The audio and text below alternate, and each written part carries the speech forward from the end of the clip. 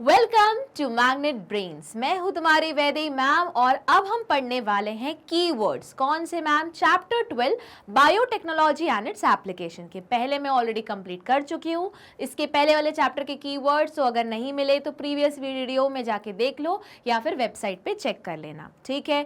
अच्छा, ये कीवर्ड्स क्यों इंपॉर्टेंट है मैम? क्योंकि यही कीवर्ड्स तुमको मिलेंगे मार्किंग स्कीम में। अब बोलोगे मैम हमको तो पता ही नहीं है मार्किंग स्कीम। हाँ, नहीं पता है, पर सैंपल पेपर एक बार जाके देख लेना, तो उसके जब मार्किंग स्कीम देखोगे तो वहां पे कुछ वर्ड्स लिखे रहेंगे, जैसे कोई क्वेश्चन पूछ रहे हैं और अगर तुमने वो वर्ड लिखा है तो तुमको मिलेंगे आधे मार्क। तो बेटर है कि हम टॉपिक वाइज सारे कीवर्ड्स ही कंप्लीट करते चले। तो चलो स्टार्ट करते हैं आज का सेशन। कहाँ पे? इसी चैनल पे जिसका नाम है मैग्नेट ब्रेन्स, जहां आपको मिलता है कंटेंट फ्री किंडरगार्टन से लेके ग्रेड 12 तक, इंग्लिश में भी और हिंदी में भी। तो चलो जल्दी से कॉपी उठाओ, पेन उठाओ और बुक ओपन करो। तो आज का जो टॉपिक है, मतलब चैप्टर है, वो है बायोटेक्नोलॉजी एंड एप्लीकेशन।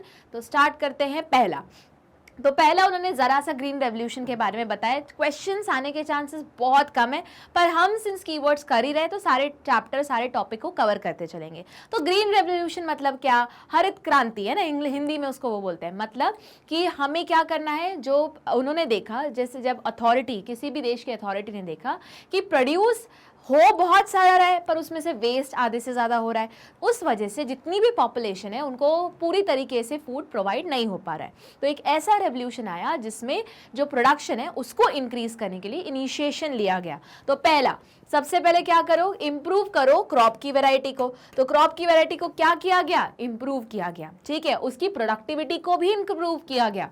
किसकी मदद से? एग्रोकेमिकल की मदद से। अब यहाँ एग्रोकेमिकल मतलब वो केमिकल जो एग्रीकल्चर में यूज करते हैं। बट अब बोलोगे मैम मतलब फर्टिलाइजर, पेस्टिसाइड्स, हाँ, बट उनको मतलब उनका जो एज कंपेयर टू केमिकल के ऊपर डिपेंडेंसी हमें कम करनी है और ऑर्गेनिक प्रोडक्ट पे ऊपर आना है, या फिर बायो फर्टिलाइजर्स का यूज करना है।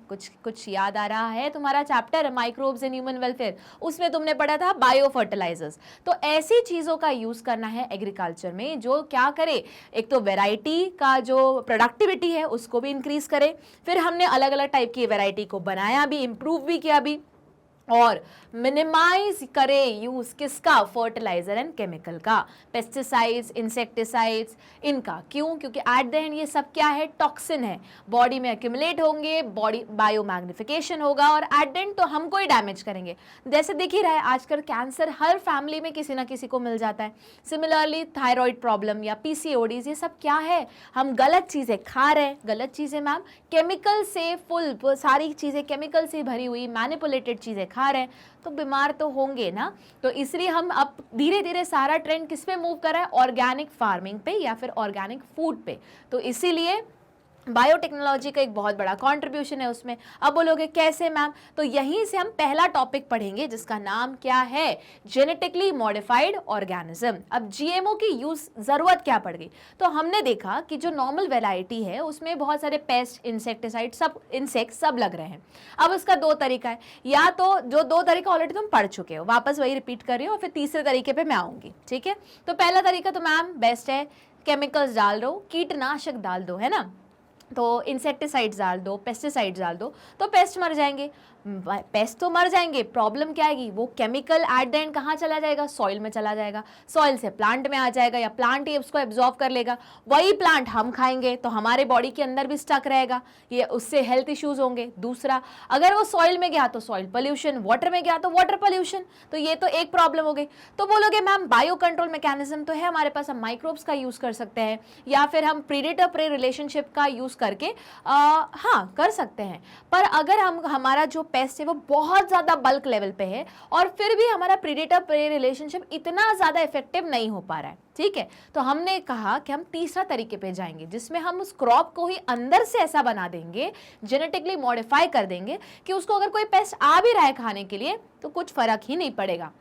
अब जेनेटिकली मॉडिफाइड ऑर्गेनिज्म मैम सिर्फ क्या पेस्ट से रोकने के लिए करते हैं? नहीं, जेनेटिकली मॉडिफाइड ऑर्गेनिज्म या जीएमओ के बहुत सारे पर्पस रहते हैं। पहला पर्पस पेस्ट रेजिस्टेंट तो बनाना ही है, वो तो है ही, ठीक है, पर पहला क्या पर्पस है कि ए बायोटिक स्ट्रेस टॉलरेट करने के हिसाब से उनको तैयार किया जाता है। Now what is abiotic stress? Abiotic stress मतलब कि ज्यादा पानी आ गया मतलब फ्लड आ गया, या एकदम भी पानी नहीं आया मतलब ड्रॉट आ गया, सूखा। है ना, या फिर बहुत ज्यादा विंड ब्लो हो रही है, तूफान हो रहा है, तो हमारा छोटा सा जो पौधा बेचारा आया है वो टेढ़ा हो गया, मर गया, है ना। तो ये सारे एबायोटिक स्ट्रेस मतलब टेम्परेचर, विंड, वाटर, इन सबको टॉलरेट करने की पावर को इंक्रीज करता है। ठीक है, कौन सा? हमारे जीएमओ, जेनेटिकली मॉडिफाइड ऑर्गेनिज्म, या जीएमओ अगर प्लांट के बारे में बात करें तो जीएमओ प्लांट्स। ठीक है, अच्छा एक और चीज, जीएमओ को ही अगर हमारा जीएमओ क्रॉप है, सपोज जेनेटिकली मॉडिफाइड प्लांट है, तो उसको हम ट्रांसजेनिक प्लांट भी बोलते हैं, और अगर वही चीज एनिमल में रहेगी तो उसको हम ट्रांसजेनिक एनिमल बोलेंगे। ठीक है, चलो तो क्यों यूज कर रहे हैं? पहला, अब ये है इंपॉर्टेंट, देखते चलो। तो जीएमओ, जहां भी वो वर्ड जीएमओ बोलेंगे, या what do you mean by GMO, या डिफाइन जीएमओ, या what is the aim of GMO, तो एम ऑफ जीएमओ बोले या कुछ भी बोले तो उसके अंदर ये वर्ड्स तो आने ही चाहिए। कौन कौन से? सबसे पहले टॉलरेशन पावर इंक्रीज हो रहा है एबायोटिक स्ट्रेस के अगेंस्ट। एबायोटिक स्ट्रेस मतलब wind, water, pH, temperature, salinity भी कभी कभी। ठीक है, उसके बाद रिड्यूस केमिकल पेस्टिसाइड। अब ऑलरेडी अगर तुम उनको पेस्ट रेजिस्टेंट बना दोगे तो बाहर से केमिकल्स डालने की जरूरत ही नहीं पड़ेगी। Post harvest loss, post harvest loss मतलब हमने हार्वेस्ट कर लिया, ठीक है, पूरा ऑब्टेन कर लिया, अब हम उसको स्टोर करने जा रहे हैं, पर स्टोर करते समय ऐसा कुछ हो गया कि आधा हमारा पूरा जो क्रॉप है या जो हार्वेस्ट है वो खराब हो गया, तो हमने उसको उस तरीके से अब रेजिस्टेंट बनाया है कि हम जब स्टोर भी करें तो इजीली उसमें इंसेक्ट्स नहीं लग रहे या लॉस नहीं हो रहा है। तो रिड्यूस पोस्ट हार्वेस्ट लॉस, इसी को हम ऐसा बोल सकते हैं कि उसकी शेल्फ लाइफ को इंक्रीज कर दिया। अब बोलोगे मैम कीड़े तो आपने बोल दिया डिजीज रेजिस्टेंट, उसमें तो क्लियर कवर हो जाना चाहिए, हाँ, पर अगर देखो, तुमने देखा होगा कि अगर हम 4 कच्चे टमाटर लेके आए, ठीक है, और 2 पके हुए टमाटर लेके आए, और दोनों को अगर इकट्ठे रख दो तो जो कच्चे टमाटर रहते हैं वो भी फटाफट फटाफट क्या होने लगते हैं? पकने लगते हैं। अब उन पके टमाटर में मैं ये नहीं बोलूंगी कि कीड़े लग गए हैं, बट वो खराब होने लगे, तो इसी को हम बोल सकते हैं पोस्ट हार्वेस्ट लॉस, मतलब उसकी शेल्फ लाइफ क्या हो गई? कम है अभी, है ना। तो हमने जीएमओ की टेक्निक से, बायोटेक्नोलॉजी की मदद से क्या कर दिया? हमने उसकी जो शेल्फ लाइफ है उसको इंक्रीज कर दिया, मतलब ज़्यादा लंबे समय तक रहे, ठीक है, खराब ना हो, मतलब उसको कमर्शियली बेचने या यूज़ करने लायक ही ना बचे रहे, तो इसलिए हमने उसका शेल्फ लाइफ को इंक्रीज कर दिया। तो वो कौन से पॉइंट में आएगा? Reduce post harvest loss. अब increase efficiency of mineral usage. अब मिनरल यूसेज मतलब जो नीचे से सॉइल से मिनरल यूज कर रहे हैं उसकी एफिशिएंसी क्या करो? अच्छे से एकदम इंक्रीज करो, ताकि प्लांट भी हमारा कैसा रहे? न्यूट्रिएंट रिच रहे। ठीक है, तो एनहांस न्यूट्रिशनल वैल्यू। साथ में इंक्रीज एफिशिएंसी से ये भी मतलब है कि अगर हमने जरा सा, मतलब हमने नहीं, प्लांट ने अगर जरा सा नाइट्रोजन, या नाइट्रोजन तो एब्जॉर्ब करता नहीं, वो नाइट्रेट्स या नाइट्रेट्स करता है, तुम पढ़ चुके हो। कौन कन्वर्ट करता है? जो सिम्बायोटिक एसोसिएशन में रहता है माइक्रोब्स इन ह्यूमन वेलफेयर में। अब जो एब्जॉर्ब किया, तो ऐसा पता चला कि हमने ऐसा क्रॉप लगाया जो इतनी जल्दी जल्दी न्यूट्रिएंट्स यूज कर रहा है सॉइल की, कि सॉइल की फर्टिलिटी ही कम हो गई। तो अब हमने ऐसा उसी वही क्रॉप जेनेटिकली मॉडिफाई करके ऐसा बनाया है कि वो जरा सा मिनरल एब्जॉर्ब करेगा, पर अंदर सारा उसका मेटाबॉलिज्म नॉर्मल तरीके से चलेगा, पर उस वजह से, मतलब पर नहीं, उस वजह से, उस तरीके से सॉइल की फर्टिलिटी भी क्या रहेगी? लंबे समय तक मेंटेन रहेगी। ठीक है, अब न्यूट्रिशन वैल्यू का एक एग्जांपल तुम्हारी बुक में दिया हुआ है, कौन सा? Golden rice. और गोल्डन राइस में क्या खास बात है कि उसमें क्या है? Vitamin A. ठीक है, याद रहेगा। चलो आगे बढ़ते हैं। तो जेनेटिकली मॉडिफाइड ऑर्गेनिज्म को मैम कैसे बनाया जाता है? अब यहाँ पे तुम्हारे सबसे पहले प्लांट्स के बारे में डिस्कस किया है, 2 टेक्निक्स का यूज किया है। सबसे पहले वाली कौन सी? बीटी प्लांट या बीटी कॉटन। अब बीटी कॉटन भी है, पोटैटो भी है, टोमेटो भी है, ब्रिंजल भी है, सारे अलग अलग बीटी के वेराइटीज आ चुके हैं। ठीक है, तो पहले हम पढ़ेंगे कि बीटी कॉटन को बनाए कैसे। अच्छा, सबसे पहले तो ये समझो कि बीटी कॉटन को बीटी बनाने की जरूरत क्यों पड़ गई? क्योंकि जो कॉटन है वो बहुत ना, बोलोगे मैम वो तो कमर्शियल प्लांट है, क्रैश क्रॉप है। हाँ बिल्कुल सही, कैश क्रॉप है वो। बट अब हुआ क्या? उसके ऊपर बहुत सारे पेस्ट आ जाते हैं। कौन कौन से जीनस के? वो याद करने हैं। कौन कौन से? लेपिडोप्टेरन्स, कीलियोप्टेरन्स और डायोप्टेरन्स। ठीक है, बेसिकली वर्म्स आ जाती है, और वर्म्स जो हमारा बड़ है, बड़ को ओपन करने के पहले उसको खा के पूरा डिस्ट्रॉय कर देती है। तो हमारा कॉटन प्रोड्यूस होगा क्या? जितना अमाउंट में हम चाहते? नहीं होगा। तो एट द एंड फार्मर को ही लॉस होगा। तो उसने एक ऐसा क्रॉप लेके आया कि उसको जो वर्म खाएगी वही मर जाएगी, उस प्लांट को या उस क्रॉप को कुछ नहीं होगा। ठीक है, तो सबसे पहले समझो कि बीटी कॉटन बनाने का मेन पर्पस क्या था? कि उसको पेस्ट रेजिस्टेंट बनाना था। कौन से पेस्ट के अगेंस्ट? लेपिडोप्टेरन्स, क्लीलियोप्टेरन्स और डायोप्टेरन्स। जिसमें कौन आता है? इसमें आती है तुम्हारी बडवर्म और तुम्हारी बोलवर्म। बोलवर्म के बारे में जरूर याद कर लेना, क्योंकि तुम्हारी बुक में 2-3 जगह अलग अलग जगह मेंशन किया गया है, ठीक है। अब इसको करो मैम, इनको हम रेजिस्टेंट बनाएंगे कैसे? हम कौन सी टेक्नोलॉजी लेके आए? बीटी टेक्नोलॉजी लेके आए। टेक्नोलॉजी मैम बोलना सही है? नहीं। बीटी क्या है? एक एक्चुअली ये बैक्टीरिया का नाम है। क्या नाम है उसका? Bacillus thuringiensis। अब ये ऑब्जर्व किया साइंटिस्ट ने कि ये जो बैक्टीरिया है, कौन सा? बैसिलस thuringiensis, वो क्या प्रोड्यूस करता है? एक जीन है उसके पास, प्रोड्यूस करता है एक प्रोटीन, पर प्रोटीन कौन सा है? एक जहरीला प्रोटीन प्रोड्यूस करता है, जो प्रोड्यूस होता है इनएक्टिव फॉर्म में या प्रोटोटॉक्सिन के फॉर्म में, ठीक है। इनएक्टिव प्रोटोटॉक्सिन के फॉर्म में वो प्रोड्यूस होता है। अब उस प्रोटीन किस फॉर्म में वो बनता है? क्रिस्टल फॉर्म में बनता है, ठीक है। और क्रिस्टल से ही वर्ड लिया उन्होंने क्राई, कैपिटल में लिखोगे तो वो प्रोटीन बताएगा, तो क्राई प्रोटीन। अब प्रोटीन है तो कहां से बनेगा? मैम जीन से बनेगा। तो यहां पे उन्होंने देखा साइंटिस्ट ने कि 3 जीन रिस्पॉन्सिबल है इस प्रोटीन को बनाने के लिए, थोड़ी देर में वो डिस्कस करूंगी। तो वो जो जीन है, उन्होंने बोला, उन्होंने देखा कि ये जो जीन है वो उस बैक्टीरिया को कुछ हार्म नहीं करता, क्योंकि वो इनएक्टिव फॉर्म में रहता है, पूरे टाइम इनएक्टिव फॉर्म में या प्रोटोटॉक्सिन के फॉर्म में रहता है। अब उन्होंने जब ये ऑब्जर्व किया कि अरे काम करते हैं, ये जीन निकाल लेते हैं, इसका जो क्रिस्टल प्रोटीन है ये अपन बना लेते हैं, और उसके बाद बना के क्रिस्टल फॉर्म बना के प्लांट के ऊपर सैशेट के फॉर्म में ये मार्केट में मिलता है, बस ये सैशेट के जो है पानी में घोल के प्लांट के ऊपर डाल देते हैं, ठीक है। अब जब कोई बोलवर्म आएगी या जो पेस्ट आएगा, जैसे ही उसको खाएगा तो जो उसके ऊपर गिरा है, मतलब ये क्रिस्टल जो प्रोटीन गिरा है वो भी उसके अंदर जाएगा गट में, उस लीफ के साथ चला गया।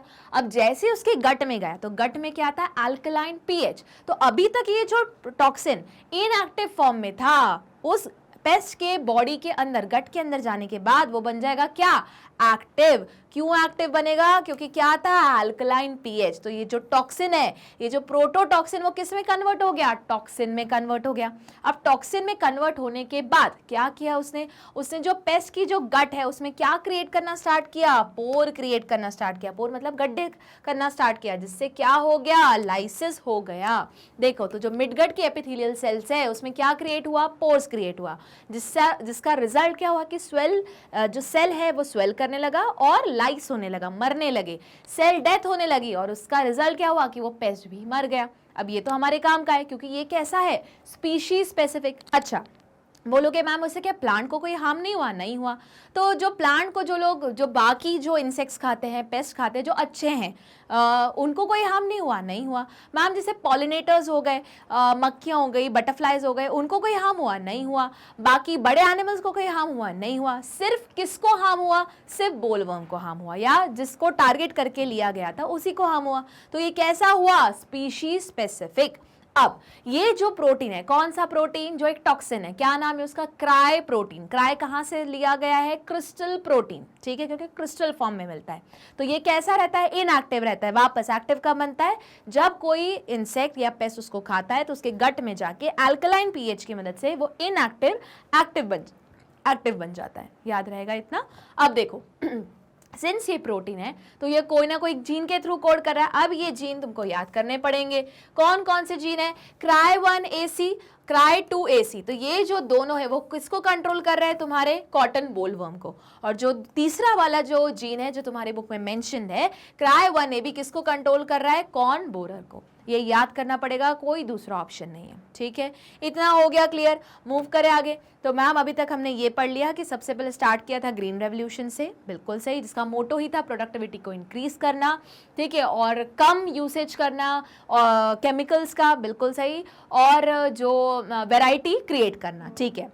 उसके बाद हमने पढ़ा, इसके लिए हमने जीएमओ बनाने शुरू किए, जेनेटिकली मॉडिफाइड ऑर्गेनिज्म, जिसमें प्लांट्स भी आते हैं, एनिमल्स भी आते हैं। अगर मैं प्लांट्स के पर्पज से देखूँ या चलो एनिमल के पर्पज से, दोनों पर्पज से इन जनरल पर्पज देख रही हूँ जीएमओ का, तो उसको एबायोटिक्स से क्या करवाना? स्ट्रेस टॉलरेंट बनाना। उसके बाद उसका केमिकल, अगर प्लांट है तो केमिकल पेस्टिसाइड्स का यूज़ कम करना, पोस्ट हार्वेस्ट लॉस को रिड्यूस करना, एफिशिएंसी, मिनरल एफिशिएंसी कम यूज़ करवाना, या फिर हम बोल सकते हैं एफिशिएंसी इंक्रीज हो ताकि हमारी सॉइल की न्यूट्रिशनल या फर्टिलिटी इंडेक्स बना रहे।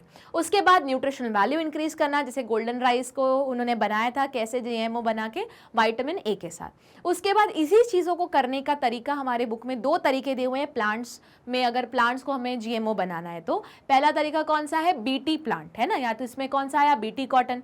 अब यहाँ पे कॉटन क्यों लिया गया है एक्सप्लेनेशन के लिए? क्योंकि कॉटन बहुत ज़्यादा बहुत जल्दी खराब हो जाता है और उसके ऊपर बहुत सारे पेस्ट लगते हैं। कौन कौन से जीनस को बिलोंग करने वाले? लेपिडोप्टेरम, कीलियोप्टेरन्स और डायोप्टेरन्स। अच्छा, तो उन्होंने क्या किया, उन्होंने ये देखा कि एक बैक्टीरिया है जिसका नाम क्या है, बैसिलस thuringiensis, वहीं से ले लिया उन्होंने वर्ड बीटी।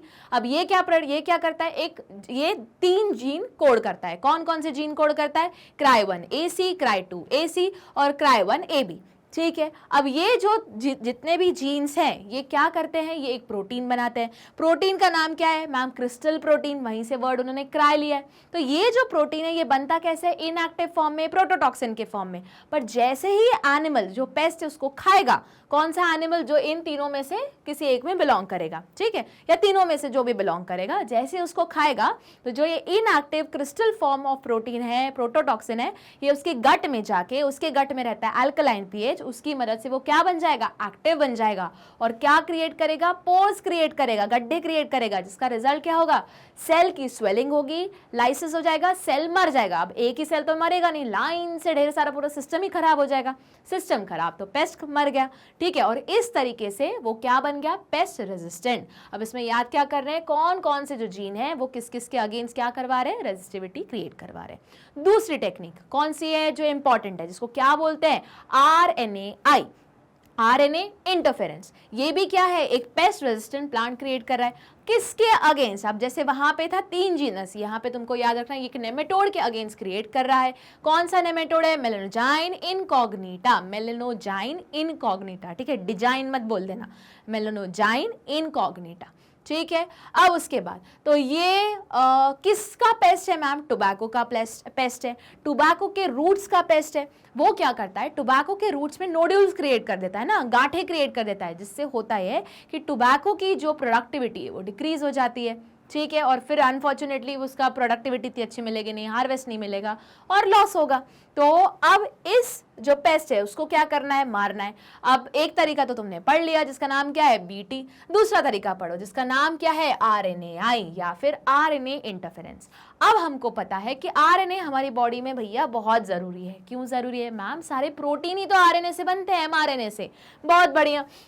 तो अगर याद होगा तो सपोज करो ये एक सेल है, ये अंदर का न्यूक्लियस है, डीएनए ने कोड किया क्या मैम? mRNA या RNA इन जनरल अभी चल रहे हैं। ये RNA बाहर निकल के आए न्यूक्लियर पोर के थ्रू, कहाँ पे? साइटोप्लाज्म में। अब ये mRNA क्या कन्वर्ट करवाएगा मैम? प्रोटीन बनाएगा through the process of translation. और ये जो प्रोटीन है ये इस सेल को जिंदा रखने में हेल्प कर रहा है। जब सेल जिंदा रहेगा तो टिश्यूज जिंदा रहेंगे, टिश्यूज जिंदा रहेंगे तो ऑर्गन जिंदा रहेगा, ऑर्गन जिंदा रहेगा तो ऑर्गन सिस्टम जिंदा रहेगा, ऑर्गन सिस्टम जिंदा रहेगा तो वो इंसेक्ट जिंदा रहेगा या पेस्ट जिंदा रहेगा। तो हमने ये सोचा कि अगर उस इंसेक्ट को मारना है तो क्यों ना उसके ऑर्गन सिस्टम भी फेलियर कर दिया जाए। किस तरीके से? कि उसका सेल ही ढंग से काम ना करे। सेल कब काम नहीं करेगा? जब ये प्रोटीन जो एकदम इंपॉर्टेंट प्रोटीन है वो ही काम नहीं करे या वो बने ही ना। तो अब एक काम करते हैं कि इस प्रोटीन का बनना ही रोक लेते हैं, मतलब ट्रांसलेशन ही क्या करते हैं? रोक लेते हैं, प्रिवेंट ट्रांसलेशन। कैसे? ये जो mRNA है उसको रोक के या उसको डिस्ट्रॉय करके। अब उसको कैसे डिस्ट्रॉय करोगे मैम? mRNA याद है हमें जो सिंगल स्ट्रैंडेड बनता है, तो क्यों ना उसी का कॉम्प्लीमेंट्री स्ट्रक्चर बना के उसको बाइंड करवा दे। तो वो अगर इंडिविजुअल अकेला स्ट्रैंड रहेगा ही नहीं तो वो ट्रांसलेशन कर ही नहीं पाएगा। तो इसलिए उसके लिए क्या यूज करते हैं? Complementary double stranded RNA use करते हैं। अब ये टेक्निक सक्सेसफुल किसकी मदद से होती है? अच्छा पहले ये बताओ, ये जो टेक्निक है हाँ सक्सेसफुल किसकी मदद से होती है मैम? ट्रांसपोसोम की मदद से होती है, या फिर उन्हीं को क्या बोलते हैं हम? जंपिंग जेनेटिक मटीरियल भी बोलते हैं, ठीक है। तो ट्रांसपोसोम या मोबाइल जेनेटिक एलिमेंट भी बोलते हैं। अब ये जो ट्रांसपोसोम है वो क्या क्रिएट करेगा? वो एक सेंस और एंटीसेंस RNA क्रिएट करेगा। जैसे ही सेंस और एंटीसेंस RNA क्रिएट किया तो वो जाके किसके साथ जुड़ जाएगा? वही mRNA के साथ जुड़ जाएगा। अब क्या बेचारा वो mRNA तो होना चाहिए था सिंगल स्ट्रैंडेड, ताकि वो क्या करे? ट्रांसलेशन स्टार्ट कर सके। पर अब उसको साथ जोड़ लिया और उसी के हमने क्या कर दिया? हमने नहीं, मतलब ये सेंस और एंटीसेंस RNA क्या कर दिया? उसके टुकड़े टुकड़े कर दिए। तो अब ट्रांसलेशन हो पाएगा क्या? नहीं हो पाएगा। जब ट्रांसलेशन ही नहीं हो पाए तो प्रोटीन बनेगा क्या? नहीं बन पाएगा। तो देखो अब वापस देखते हैं, तो वापस ये क्या है? एक पेस्ट के अगेंस्ट रेजिस्टिविटी क्रिएट कर रहा है। कौन से पेस्ट के अगेंस्ट? मेलेनोजाइन इनकॉग्निटा जो किसका पेस्ट है, टोबैको का प्लांट है, टोबैको के रूट में नोड्यूल्स बनाता है। किस तरीके से, आरएनए इंटरफेरेंस। इंटरफेरेंस क्यों, हमने इंटरफेयर कर दिया ना, आरएनए के बीच में हमने नाक घुसा दी कि नहीं तुम प्रोटीन नहीं बनाओगे, इसलिए इंटरफेरेंस हो रहा है, इसलिए उस टेक्निक का नाम क्या है, आरएनएआई टेक्निक, ठीक है, या आरएनए इंटरफेरेंस। कहाँ यूज हो रहा है, हम एक यूकैरियोटिक सेल में यूज कर रहे हैं, ठीक है। और किस टाइप का डिफेंस मैकेनिज्म है, सेल्यूलर डिफेंस मैकेनिज्म, सेल के अंदर जाके सारी चीजें हो रही हैं, ठीक है। उसके बाद इसमें क्या कर रहे हैं, इन्वॉल्व कर रहे हैं, क्या इन्वॉल्व कर रहे हैं कि जो हमारा एमआरएनए उसको हम क्या कर दे रहे हैं, खामोश कर दे रहे हैं, साइलेंस कर दे रहे हैं। कैसे, इंटरफेयर करके। कौन कर रहा है इंटरफेयर, सेंस और एंटीसेंस एमआरएनए। वो एमआरएनए किसने बनाया, ट्रांसपोसोम ने बनाया। किस तरीके से, कॉम्प्लीमेंट्री डीएनए से, डबल स्ट्रैंडेड आरएनए से, सॉरी डबल स्ट्रैंडेड आरएनए से, ठीक है। तो क्या होगा, प्रिवेंट हो जाएगा ट्रांसलेशन, आरएनए जीनोम, फिर तुम्हारा प्रोटीन बन नहीं पाएगा, सेल मर जाएगा। तो वही सारी चीजें लिखी हैं। तो जैसे ही ट्रांसपोसोम ने क्या बनाया, सेंस और एंटीसेंस आरएनए, आरएनए कॉम्प्लीमेंट्री बन गया, ट्रांसलेशन प्रोसेस हो नहीं पाई और आरएनएआई प्रोसेस स्टार्ट हो गई। तो ये दोनों प्रोसेस क्या है, बहुत ज्यादा इंपॉर्टेंट है, ये याद रखना है। 110% क्वेश्चन या तो बीटी पे होगा या तो आरएनएआई पे होगा। इतना हुआ क्लियर। चलो आगे मूव करते हैं। अब तुम्हारा तीसरा जो प्रोडक्ट दिया हुआ है, मतलब बीटी कॉटन और आरएनए के आई के बाद कौन सा है, इंसुलिन है, ठीक है। अब इंसुलिन क्या होता है, ये थोड़ा सा हम ऑलरेडी पिछले चैप्टर में डिस्कस कर चुके हैं, चलो वापस एक बार डिस्कस कर लेते हैं। इंसुलिन क्या है मैम, एक हार्मोन है। कौन निकालता है मैम, बीटा सेल्स पैनक्रियास की निकालती हैं, ठीक है। क्या करता है मैम, ये ब्लड शुगर का लेवल कम करता है, और अगर ये नहीं रहा, ये हार्मोन नहीं निकला किसी वजह से, तो वो पेशेंट डायबिटिक हो जाता है। अच्छा, अब डायबिटिक हो गया तो क्या करोगे मैम, पहले ये करते थे कि जो भी बुचर होने जा रहे हैं एनिमल या स्लॉटर होने जा रहे हैं एनिमल, उनके पैनक्रियास के बीटा सेल से हम इंसुलिन निकाल लेते थे और इन पेशेंट्स को दे देते थे। फिर अब क्यों बंद कर दिया, क्योंकि मैम उस टाइम पे वो इंसुलिन की वजह से अलग अलग पेशेंट में अलग अलग तरीके की एलर्जी क्रिएट्स होती थी।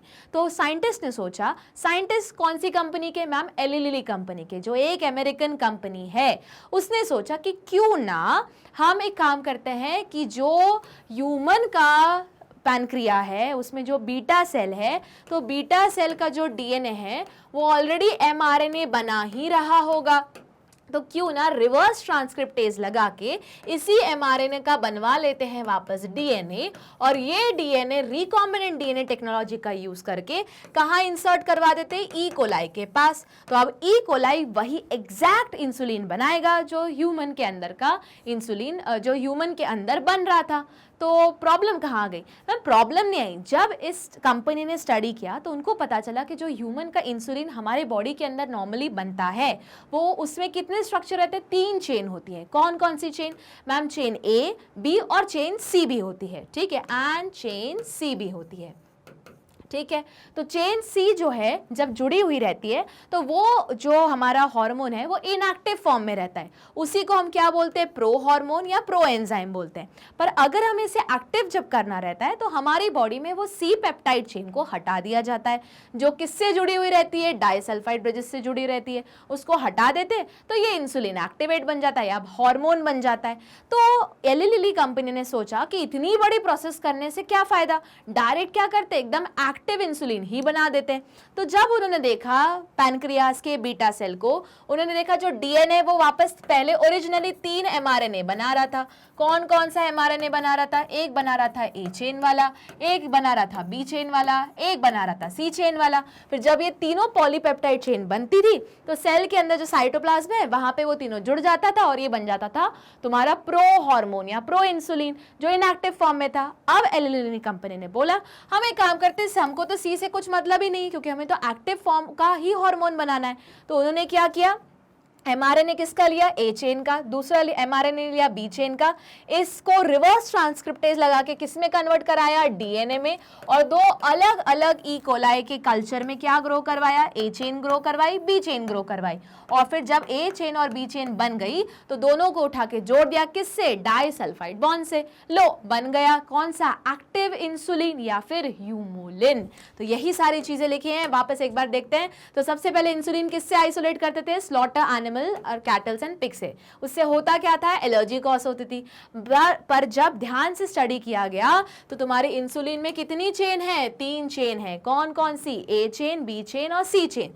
तो काम की कौन सी है, जब वो एक्टिव रहता है 2 शॉर्ट पेप्टाइड चेन है, ए चेन और बी चेन। सी चेन सबसे बड़ी होती है और वही वो जब जुड़ी हुई रहती है तो इसी को हम प्रो हार्मोन, प्रो इंसुलिन या इनएक्टिव इंसुलिन भी बोलते हैं। और अगर एक्टिव करना है तो सी चेन को हटा दो, ए और बी को जोड़ दो डाइसल्फाइड ब्रिजेस से, तो वो बन जाएगा इंसुलिन। तो यही चीज किसने देखी, एली लिली कंपनी ने देखी, जो एक अमेरिकन कंपनी थी।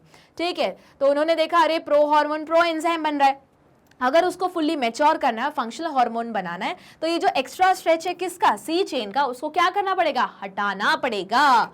तो देखो उन्होंने क्या किया। अब उन्होंने क्या किया, उन्होंने बोला चलो सी पेप्टाइड को क्या करते हैं, हटा देते। कौन सी टेक्निक यूज की, rDNA technique, recombinant DNA technique use की। कौन से साल में, 1983। कंपनी का नाम पता ही है, एली लिली, अमेरिकन कंपनी। कौन सा होस्ट यूज किया, ई कोलाई में उन्होंने ए चेन अलग बी चेन अलग उगवाई, मतलब ग्रो करवाई, प्रोडक्ट रिलीज हुआ और दोनों को किससे जोड़ दिया, डाई सल्फाइड बॉन्ड से जोड़ दिया और बन गया तुम्हारा क्या, यूमोलिन। हुआ क्या क्लियर इतना सारा। तो जब भी वो इंसुलिन बोले तो मैम इतना सारा लिखना पड़ेगा, सारे वर्ड्स लिखने पड़ेंगे और साथ में डायग्राम भी बना के आओगे। ठीक है, चलो आगे देखते हैं कि अगला टॉपिक क्या बोल रहा है, जीन थेरेपी। तो चलो एक बार इसका स्क्रीनशॉट ले लो, फिर स्टार्ट करते हैं जीन थेरेपी। तो देखो जीन थेरेपी है क्या, मतलब बोलोगे मैम जीन को क्या हम कहीं फिट करने वाले, कहीं से निकालने वाले। हाँ बिल्कुल सही समझ रहे हो। देखो बहुत सारी ऐसी बीमारियां हैं जो तुमने सुना होगा म्यूटेशन के कारण होती है ना।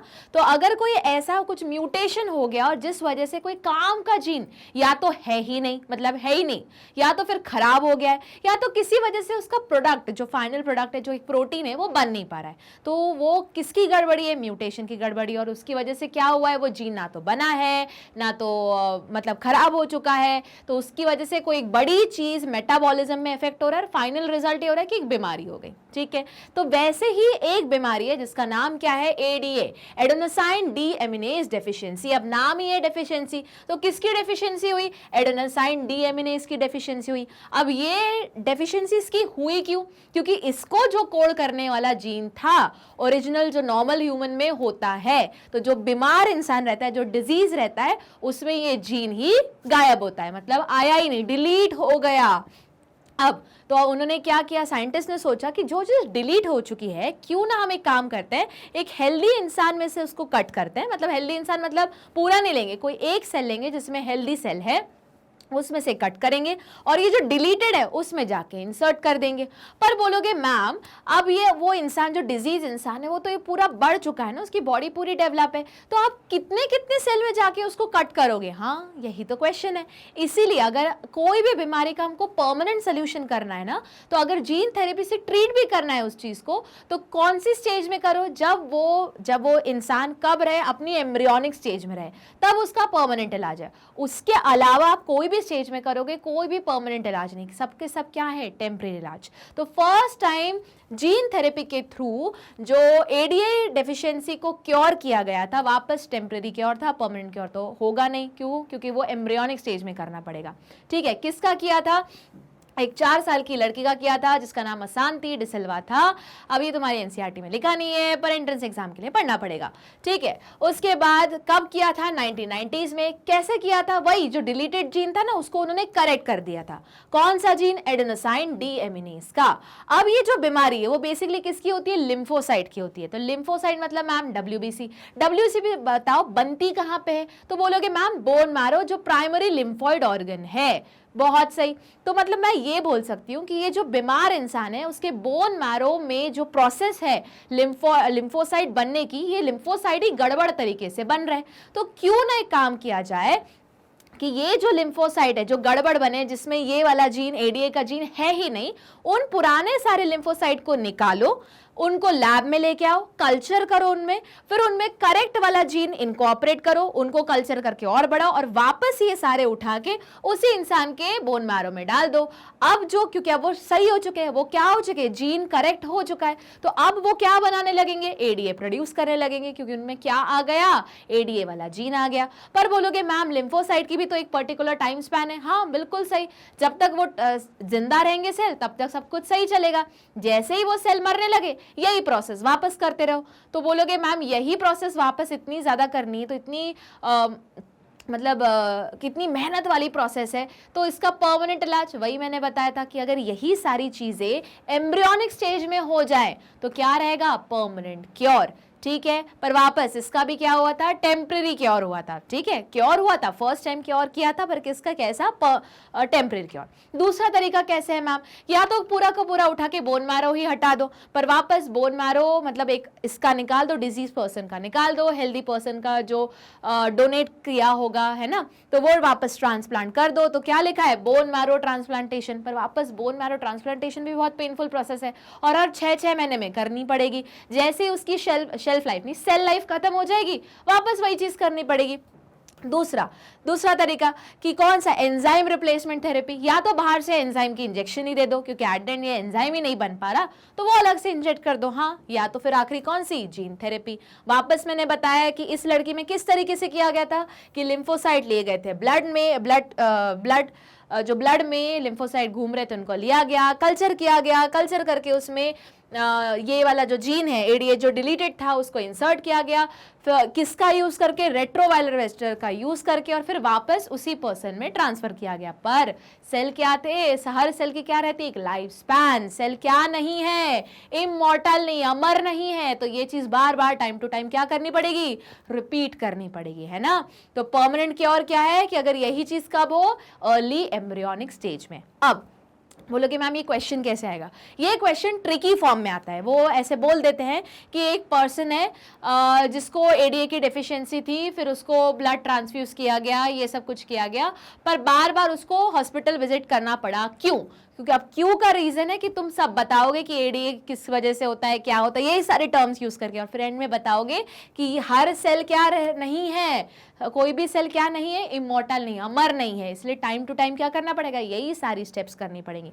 उसी क्वेश्चन में वो मेंशन करेंगे कौन कौन से तरीके इस एडीए को ट्रीट करने के, तो फिर तुम क्या लिखोगे, ये सारी चीजें लिखोगे। कौन कौन सी, कि या तो एंजाइम दे दो, एंजाइम रिप्लेसमेंट थेरेपी, या तो फिर बोन मैरो का ट्रांसप्लांट करा दो, बोन मैरो नहीं करा सकते तो जीन थेरेपी करा।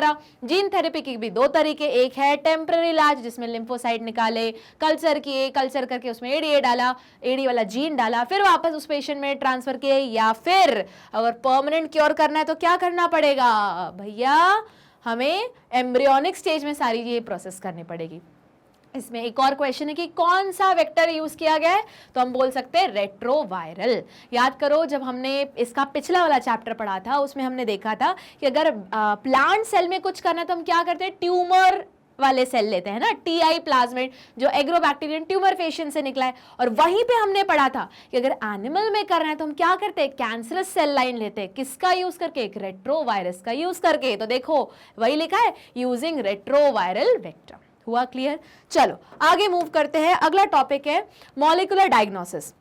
तो हम इन्हीं सारी मॉलिक्यूलर टेक्निक्स का यूज करके हम क्या हम डिटेक्ट कर सकते हैं कि कोई भी बीमारी कब हो रही है। जैसे बोलोगे मैम ये तो हमको पता ही है, सिम्टम्स आ गए मतलब बीमारी है। हाँ, तो सिम्टम्स आ गए बीमारी है। अब याद करो जब मलेरिया हम पढ़ रहे थे तो मलेरिया में बेसिकली जब प्लाज्मोडियम एंटर किया, लिवर के सेल को बर्बाद कर दिया, आरबीसी में गया, आरबीसी के सेल को बर्बाद कर दिया, जब आरबीसी टूटी तो वहां से निकला हीमोजोइन, तब शुरू हुए तुम्हारे बॉडी में सिम्टम, पर ऑलरेडी डैमेज तो हो चुका था। तो इतना भी वेट क्यों करो। तो अगर कोई भी चीज बहुत माइन्यूट लेवल में है, बहुत कम छोटी क्वांटिटी में है, तो वो जो छोटी क्वांटिटी में पैथोजन घुसा है बॉडी के अंदर, वो किस तरीके से डिटेक्ट किया जा सकता है, मॉलिक्यूलर डायग्नोस्टिक से डिटेक्ट किया जा सकता है। ठीक है, मतलब है इतना सा अमाउंट में। हम सिम्टम्स का वेट नहीं करें कि जब इंसान को तकलीफ होगी तब हम टेस्ट लगाएंगे, नहीं, हमको लग रहा है कि नहीं चांसेस बन सकते हैं तो पहले ही टेस्ट लगा दिया।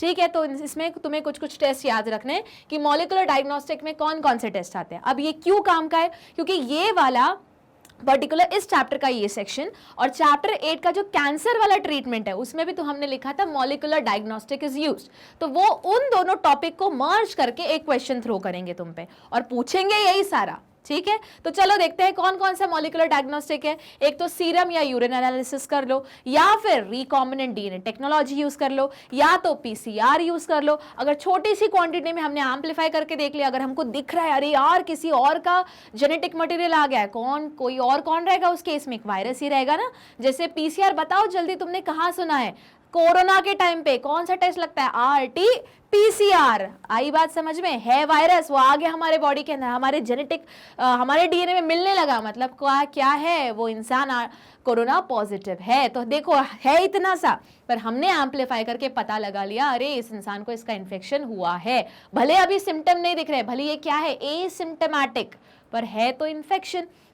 तो वापस मॉलिक्यूलर डायग्नोस्टिक से हम क्या पता कर सकते हैं कि कितना माइन्यूट इन्फेक्शन भी है, वो भी तुम पता कर सकते हो। कौन कौन से आते हैं, वापस याद करना है, serum and urine analysis, recombinant DNA technology, polymerase chain reaction, ELISA. अब बताओ जल्दी, एलाइजा कहाँ सुना था इसके पहले, मैम एचआईवी में सुना था, एंजाइम लिंक इम्यूनोसॉर्बेट ऐसे। तो देखो एक ही टॉपिक है, एक ही वर्ड है, एलाइजा इस चैप्टर में भी सुना और चैप्टर 8 में भी सुना है एचआईवी के अंदर। तो वापस उन दोनों को मर्ज करके एक क्वेश्चन पूछेंगे, फिर वो पूछेंगे बताओ एलाइजा किसके बेसिस पे काम करता है, तो वो एंटीजन एंटीबॉडी इंटरेक्शन पे काम करता है। ये भी याद रखना है, चाहो तो लिख लो, वहां भी मैंने लिखवाया था, यहाँ भी एक्स्ट्रा लिखवा रही हूँ कि एलाइजा कौन से प्रिंसिपल पे काम करता है, एंटीजन एंटीबॉडी इंटरेक्शन पे। अब इन सब का यूज क्या है कि बहुत कम कंसेंट्रेशन में भी तुम पता लगा सकते हो कि भैया इस इंसान को इसका इन्फेक्शन हुआ है। कैसे एम्पलीफाई करता है, ये सारी टेक्निक क्या करती है, आइडेंटिफाई करती है, प्रोब्स यूज करती है, एम्पलीफाई करती है। ठीक है, जेनेटिक डिसऑर्डर को पता लगाने का काम करता है। सिंगल स्ट्रैंडेड डीएनए या आरएनए क्या रहता है, टैग रहता है किस में, एलाइजा में। ठीक है, और किस से टैग रहता है, रेडियो एक्टिव मॉलिक्यूल से टैग रहता है। वापस वो तुम्हें टेक्निक नहीं पूछेंगे, वो प्रिंसिपल ही पूछेंगे कि बताओ एलाइजा का प्रिंसिपल किस पे बेस्ड है, तो एंटीजन एंटीबॉडी इंटरेक्शन पे। ठीक है, चलो अब उसमें यही, अब वापस कहीं सुना था ऑटो रेडियोग्राफी, हाँ मैम कैंसर डिटेक्शन में सुना था। तो वहां पे हमने बोला था कि ऑटो रेडियोग्राफी बेसिकली काम कैसे करता है। तो देखो उन्होंने क्या किया, एक डाई डाल दी, ठीक है, या फिर रेडियो लेबल कर दिया। अब जो नॉर्मल सेल है, वापस देखते हैं नॉर्मल सेल मतलब क्या, सेल मेम्ब्रेन होगी मैम, सेल मेम्ब्रेन तो क्या होगा मैम, प्रोटीन की चेन होगी, लिपोपॉलीसैकेराइड या पॉलीसैकेराइड या पॉलीपेप्टाइड की चेन होगी या ग्लाइकोप्रोटीन की चेन होगी। अब उसको हम किसकी तरह ट्रीट करेंगे मैम, एंटीजन के साथ। अब एंटीजन है, इसको अगर एंटीजन बोल रही हूं मैं, तो इसके ऊपर क्या अटैच होगा मैम, एंटीबॉडी अटैच होगी। क्यों ना इसी एंटीबॉडी पे अगर इसी एंटीबॉडी पे मैंने सेकेंडरी एंटीबॉडी लगा ली, मतलब एक एंटीबॉडी है, ठीक है, ये मेरे एंटीजन से अटैच है, एंटीजन है और उससे अटैच है मेरी एंटीबॉडी। इस एंटीबॉडी से दूसरी एंटीबॉडी लगाई और उस एंटीबॉडी पे, मतलब ये प्राइमरी एंटीबॉडी या सेकेंडरी एंटीबॉडी, उस पे अगर मैंने रेडियो एक्टिव टैगिंग की तो इसको मैं एलाइजा बोलने लगूंगी। ठीक है, पर अगर नॉर्मल में एक एंटीबॉडी लगाई है और उसमें मैंने अगर टैगिंग की, टैगिंग मतलब एक रेडियो एक्टिव मॉलिक्यूल लगाया है और फिर मैंने उसको ऑटो रेडियोग्राफी के अंदर जाके देखा, मतलब पूरा स्कैन किया, तो मुझे ये दिखेगा जितने भी नॉर्मल सेल है वो क्या करेंगे, वो चमकने लगेंगे। क्यों, क्योंकि नॉर्मल सेल पे ही वो मेरा एंटीजन मिल रहा है। पर अगर कोई कैंसरस सेल होगा तो वो कैंसरस सेल नॉर्मल सेल होता है नहीं, वो तो पगलेट सेल होता है, सक्सेना सेल होता है, तो उसमें ये एंटीजन मिलेगा नहीं मिलेगा। तो क्या वो जो मैंने प्रोब डाला है या जो ये जो यहाँ लिखा है, जो मैंने प्रोब डाला या जो टैगिंग की है वो मिलेगा नहीं मिलेगा। तो क्या मेरी रेडियो एक्टिव मॉलिक्यूल मेरे को चमकते हुए दिखेंगे, नहीं दिखेंगे। तो मेरे जो फाइनल ऑटो रेडियोग्राफी जब मैं करूंगी तो फोटोग्राफिक फिल्म में मेरे म्यूटेटेड जीन क्या होंगे, अपीयर नहीं होंगे। कुछ आई बात समझ में। तो वापस वही है कि एलाइजा किस पे काम करता है, एंटीजन एंटीबॉडी इंटरेक्शन पे। इनफैक्ट ऑटो रेडियोग्राफी भी उसी पे काम करता है। ठीक है, किसकी मदद से हम पहचानते हैं, प्रोटीन, ग्लाइकोप्रोटीन। बोला था ना, सेल मेम्ब्रेन के ऊपर क्या होती है, पॉलीपेप्टाइड की चेन या पॉलीसैकेराइड की चेन या ग्लाइकोप्रोटीन। तो उसी को किसकी तरह ट्रीट करेंगे, एंटीजन की तरह। उसके ऊपर क्या टैग करेंगे, एंटीबॉडी। उस एंटीबॉडी से क्या अटैच रहेगा, एक रेडियो एक्टिव मॉलिक्यूल। वो रेडियो एक्टिव मॉलिक्यूल जैसे ही ऑटो रेडियोग्राफी मशीन के नीचे आएगा वो चमकने लगेगा। स्क्रीन में जो फोटोग्राफिक फिल्म है उसमें क्या मिलने लगेंगे, कलर्स मिलने लगेंगे या रेडियोग्राफी के पैचेस मिलने लगेंगे। तो जो सेल नॉर्मल रहेगा वो मेरे को चमकता हुआ दिखेगा, और जहां जहां मेरे को काला काला दिख रहा है, कुछ चमकता हुआ नहीं दिख रहा, मतलब वो सारे सेल क्या है, नॉर्मल नहीं है, वो एबनॉर्मल बन चुके हैं, मतलब खराब हो चुके हैं, मतलब म्यूटेटेड हो चुके हैं। तो इस तरीके से उनको पता चलता है कि ऑटो रेडियोग्राफी का यूज होता है कैसे, कैंसर डिटेक्शन के लिए। तो वापस ऑटो रेडियोग्राफी यहां भी है वहां भी है, तो दोनों को मर्ज करके क्वेश्चन पूछा जा सकता है। ठीक है, ज्यादा क्वेश्चन किस पे पूछते हैं, या एंटीजन एंटीबॉडी, और अगर पेपर का लेवल टफ करना है तो वो पूरा मैकेनिज्म ही पूछ लेंगे कि बताओ एलाइजा और ऑटो रेडियोग्राफी कैसे यूज करते हैं। तो तुम्हें बताना पड़ेगा कि टैग यूज करते हैं, रेडियो एक्टिव मॉलिक्यूल यूज करते हैं, प्रोब करते हैं, फिर जो म्यूटेटेड जीन रहेगा वो दिखेगा नहीं फोटोग्राफिक फिल्म पे, बाकी सारे नॉर्मल चीजें दिखने लगेंगी। आई बात समझ? चलो अगला टॉपिक देते हैं, ट्रांसजेनिक एनिमल। तो तुम प्लांट ऑलरेडी पढ़ चुके हैं, बताओ कौन कौन से पढ़े। मैम बीटी कॉटन पढ़ा, और हमने जो RNAi टेक्निक जहां यूज की वो थे हमारे किस में, टोबैको प्लांट में, तो वो थे हमारे दो ट्रांसजेनिक प्लांट। चलो एनिमल पढ़ते हैं। तो एनिमल पे अगर आए तो सबसे पहले एनिमल भी वही है, अगर ट्रांसजेनिक में प्लांट बोल रही मतलब किसी और ऑर्गेनिज्म का जीन निकाला, DNA का टुकड़ा निकाला, इनमें डाल दिया, इनमें चेंजेस आ गए, तो उसको क्या बोलने लगे, प्लांट बोलने लगे। अब वही चीज तुम एनिमल के साथ कर रहे हो, तो उनके पास क्या है, एक्स्ट्रा या फॉरेन जीन है किसी दूसरे ऑर्गेनिज्म का। इसमें कौन कौन यूज करते हैं, रैबिट, पिग, शीप, काऊ, फिश, मंकी, बहुत सारे हैं, माइस, सब यूज करते हैं, पर मेजॉरिटी सबसे ज्यादा ट्रांसजेनिक एनिमल किसको बनाया जाता है, माइस को बनाया जाता है। क्यों यूज करते हैं, इसका रीजन पूछ सकते हैं। तो पहले तो नॉर्मल फिजियोलॉजी एंड डेवलपमेंट पढ़ने के लिए, बहुत सारी आज भी ह्यूमन बॉडी में ऐसी चीजें हैं जो हमको नहीं पता है, पता ही नहीं है। अब ब्रेन का ही हमको सिर्फ 20% हिस्सा पता है, मतलब हमने डिस्कवर किया है, बाकी का 80% हमको पता ही नहीं कि करता क्या है, या उस स्ट्रक्चर का काम क्या है, कैसे कंट्रोल होगा। ठीक है, या अगर कोई बीमारी हो गई तो कौन सी चीज खराब होने की वजह से हो रही है, वो ट्रिगर क्या कर रहा है। तो नॉर्मल फिजियोलॉजी को पता करने के लिए, डेवलपमेंट को पता करने के लिए हम क्या यूज करते हैं, ट्रांसजेनिक एनिमल का यूज करते हैं। जैसे इंसुलिन का हमने स्ट्रक्चर किया है ना, पूरा स्टडी करने के लिए, या फिर कोई बीमारी को स्टडी करने के लिए, जैसे एल्जाइमर हो गया, उसके बाद पार्किंसंस हो गया, रुमेटॉइड आर्थराइटिस हो गया। अब देखो रुमेटॉइड आर्थराइटिस अगर तुमको वापस कहीं कहाँ पढ़ा था, जल्दी बताओ, ऑटो इम्यून डिसऑर्डर में, तो वहां पे हमने पढ़ा था कि उसका रीजन नहीं पता कि नॉर्मल सेल एकदम पलट के खुद की सेल्स को क्यों मारने लगती है। WBC पलट के बोलेंगी वहां मारना है, हम मारने वहां तो जा रही हैं, पर पलट के बोला हम तुमको भी मारेंगे, उसका रीजन नहीं पता। तो यही रीजन बताने के लिए, स्टडी करने के लिए डिजीज के लिए हम क्या यूज करते हैं, ट्रांसजेनिक एनिमल। तो पहला रीजन क्यों ट्रांसजेनिक एनिमल यूज कर रहे हो, नॉर्मल फिजियोलॉजी या डेवलपमेंट पढ़ने के लिए। दूसरा स्टडी ऑफ डिजीज करने के लिए। तीसरा तुमने कोई प्रोडक्ट निकाला है उसका टेस्टिंग के लिए कि वो सही तरीके से निकला है कि नहीं। उसके बाद जो क्लिनिकल ट्रायल्स होते हैं वो सारे पता करने के लिए। ठीक है, अब उसके बाद ये यहाँ लिखा है वैक्सीन सेफ्टी के लिए, पोलियो वैक्सीन की सेफ्टी के लिए। ठीक है, अब उसके बाद आता है, अब यहाँ पे कुछ तुम्हें प्रोडक्ट्स याद भी करने हैं, जैसे तुम्हारा जो ह्यूमन प्रोटीन है अल्फा-1 एंटीट्रिप्सिन, ये कैसा है, एक बायोलॉजिकल प्रोडक्ट है, याद करके जाना। अगर उन्होंने पूछ लिया कि what is the purpose of using transgenic animal, give with one suitable example. तो सूटेबल एग्जाम्पल में जो तुम लिखोगे कि बायोलॉजिकल प्रोडक्ट, तो ये वाला जो लिखोगे बायोलॉजिकल प्रोडक्ट, उसमें लिखना पड़ेगा कि ह्यूमन प्रोटीन अल्फा-1 एंटीट्रिप्सिन। फिर दूसरा फिनाइल कीटोन्यूरिया और सिस्टिक फाइब्रोसिस, तो चलो तुम लिख सकते हो कि बीमारियों को स्टडी करने के लिए, पर तुमको ये वाला तो भैया याद करना ही पड़ेगा। उसके बाद अब एक और न्यूट्रिशनल वैल्यू को इनरिच करने के लिए, जैसे तुमने पढ़ा था जिसके ऊपर हमने बहुत सारे क्वेश्चन किए, ट्रांसजेनिक काउ जिसका नाम क्या है, रोजी, उसमें क्या चीजें हैं, उसमें एज इट इज हमने जीन इनकॉर्पोरेट किया हुआ है ताकि जो मिल्क की वैल्यू रहे और न्यूट्रिशनल वैल्यू किसके बराबर रहे, ह्यूमन मिल्क की तरह। तो उसमें क्या रहता है एक्स्ट्रा, अल्फा लैक्टा एल्बुमिन लिखा है, produce protein enriched milk like human. तो ये तुमको कुछ चीजें तो याद करके जानी ही पड़ने वाली हैं। ठीक है, कौन कौन सी वापस एक बार देख लेते हैं। तो ट्रांसजेनिक एनिमल की जरूरत क्या, पहले ट्रांसजेनिक एनिमल क्या होता है, ऐसा कोई भी एनिमल जिसमें क्या है, एक्स्ट्रा या फॉरेन जीन है। कौन कौन से एनिमल यूज करते हैं, वापस देखो, रैबिट, पिग, माइस, काऊ, शीप, ठीक है। उसके बाद सबसे ज्यादा कौन यूज होते हैं, माइस यूज होते हैं। क्यों यूज होते हैं, पहला रीजन फिजियोलॉजी डेवलपमेंट स्टडी करने के लिए, दूसरा बीमारियों को स्टडी करने के लिए। बीमारियों का नाम बताओ, Alzheimer, Parkinson's, rheumatoid arthritis, cystic fibrosis, cancer. तीसरा बायोलॉजिकल प्रोडक्ट को स्टडी करने के लिए। बायोलॉजिकल प्रोडक्ट एक का नाम बताओ, ह्यूमन प्रोटीन अल्फा 1 एंटीट्रिप्सिन। उसके बाद आते हैं कोई नया प्रोडक्ट बनाने के लिए, जैसे या फिर ट्रांसजेनिक एनिमल, जैसे हमने बनाया रोजी, तो उसमें क्या है, उसमें जो वो मिल्क प्रोड्यूस करे वो सेम उसकी न्यूट्रिशनल वैल्यू किसके बराबर है, ह्यूमन मिल्क के बराबर। किसके कारण वो इंक्रीज हुई है, तुम्हारा क्या है वर्ड, अल्फा लैक्टा एल्बुमिन। उसके बाद आखिरी क्या है, वैक्सीन की सेफ्टी के लिए, है ना, वैक्सीन सेफ्टी, या फिर तुमने कोई प्रोडक्ट्स बनाए, कॉस्मेटिक्स बनाए, अभी जितनी भी ये इंडस्ट्रीज है, मेकअप इंडस्ट्री, सारी की सारी क्या करती है, एनिमल टेस्टिंग करती है। हाँ, कुछ इंडस्ट्रीज एनिमल टेस्टिंग नहीं करती, तो उसके उनके प्रोडक्ट के ना पीछे लिखा रहता है क्रूअल्टी फ्री। क्यों क्रूअल्टी फ्री, अब सपोज करो उन्होंने कोई फाउंडेशन बनाया, ठीक है, तो वो सबसे पहले टेस्ट करके देखेंगे रैबिट पे। बोलोगे मैम रैबिट पे, हाँ हाँ, वो रैबिट और मंकी ही यूज करते हैं, क्योंकि इन लोगों की स्किन ह्यूमन स्किन से बहुत ज्यादा मैच करती है, सेंसिटिव होती है ना, तो अगर कोई प्रोडक्ट इन पे रह गया तो वो ह्यूमन स्किन पे भी रह जाएगा। तो ये सारी इंडस्ट्री बहुत बड़े लेवल पे एनिमल टेस्टिंग करती है, ठीक है। तो वापस ये याद रहेगा कि प्रोडक्ट की टेस्टिंग के लिए, क्लिनिकल ट्रायल्स के लिए, तो क्लिनिकल ट्रायल सबसे पहले कहाँ जाता है, एनिमल ट्रायल जाता है, फिर आखिरी में आता है ह्यूमन ट्रायल।